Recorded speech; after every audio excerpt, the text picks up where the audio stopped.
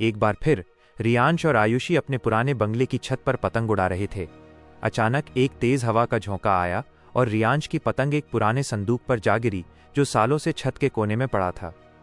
आयुषी देखो, ये संदूक तो पहले कभी नहीं देखा, रियांश ने उत्सुकता से कहा। दोनों ने मिलकर उस भारी संदूक को खोला। उसमें एक पुरानी चमड़े की डायरी मिली जिसके पन्ने पीले पड़ चुके थे। डायरी में एक रहस्यमयी भाषा में कुछ लिखा था, लेकिन एक जगह पर एक गुलाबी पत्थर बना हुआ था। मुझे लगता है कि ये कोई साधारण पत्थर नहीं है, आयुषी ने कहा। यह किसी दूसरे खजाने का रास्ता है। रियांश और आयुषी ने डायरी के कुछ हिस्सों को समझने की कोशिश की और उन्हें पता चला कि ये गुलाबी पत्थर एक ऐसे भूल भुलैया जंगल में छिपा है जहां से कोई वापस नहीं आता। उन्होंने बिना सोचे समझे अपनी पीठ पर बैग लटकाए और उस जंगल की ओर चल दिए। जंगल इतना घना था कि सूरज की रोशनी भी धरती पर नहीं पहुंच पाती थी। पेड़ों की जड़ें आपस में इतनी गुंथी हुई थीं कि चलना मुश्किल था। लगता है हम खो गए हैं, आयुषी ने थोड़ी घबराहट में कहा। तभी रियांश को एक चमकीला कीड़ा दिखा जो एक खास तरह के पौधे की तरफ इशारा कर रहा था। डायरी में लिखा था कि यह कीड़ा ही रास्ता दिखाएगा। उन्होंने उस कीड़े का पीछा किया। कीड़े का पीछा करते करते वे एक जहरीली नदी के किनारे आ गए। नदी का पानी हरे रंग का था और उसमें से अजीब सी गंध आ रही थी। हम इसे कैसे पार करेंगे? आयुषी ने पूछा। तभी रियांश ने देखा कि नदी के बीच में कुछ अजीब से पत्थर तैर रहे थे। डायरी में लिखा था कि इन पत्थरों को छूने से एक जादुई पुल बन जाएगा, लेकिन शर्त यह थी कि सिर्फ वही पत्थर छूने थे जिन पर अजीब से निशान बने थे।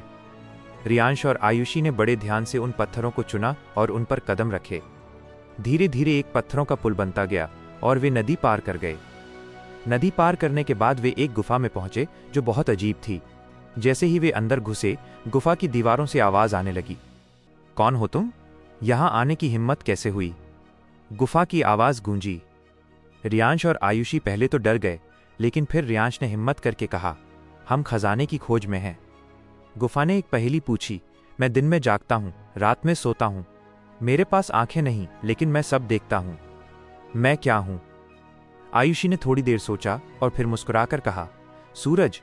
गुफा शांत हो गई और फिर धीरे धीरे खुल गई। अंदर एक बड़ा चमकता हुआ गुलाबी पत्थर रखा था। जब रियांश और आयुषी ने उस गुलाबी पत्थर को उठाया तो डायरी के आखिरी पन्ने पर एक नया नक्शा दिखाई दिया। इस बार खजाना उड़ने वाले पहाड़ों के पीछे छिपा था। यह सुनकर दोनों की आंखें चमक उठीं। उन्होंने उस गुलाबी पत्थर को छुआ और अचानक उनके पैरों के नीचे की जमीन उठने लगी। वे एक बादलों से ढके पहाड़ पर थे जो धीरे धीरे ऊपर की ओर उठ रहा था। हवा में उड़ते हुए उन्हें एक बहुत ही ऊंचे पहाड़ के ऊपर एक झोपड़ी दिखी। जब वे उस झोपड़ी के पास पहुंचे तो उन्होंने देखा कि वहां एक पुराना बूढ़ा आदमी बैठा था। बूढ़े आदमी ने मुस्कुराकर कहा, मैं जानता था कि तुम दोनों आओगे। तुम बहुत बहादुर हो। यह खजाना तुम्हारा ही इंतजार कर रहा था। उस बूढ़े आदमी ने एक छोटे से पत्थर को उठाया और उसे घुमाया। अचानक उस झोपड़ी के अंदर एक दरवाजा खुल गया जो एक बड़ी गुफा की ओर जा रहा था। गुफा के अंदर सोने के सिक्के, हीरे और एक बहुत बड़ा सोने का शेर रखा था।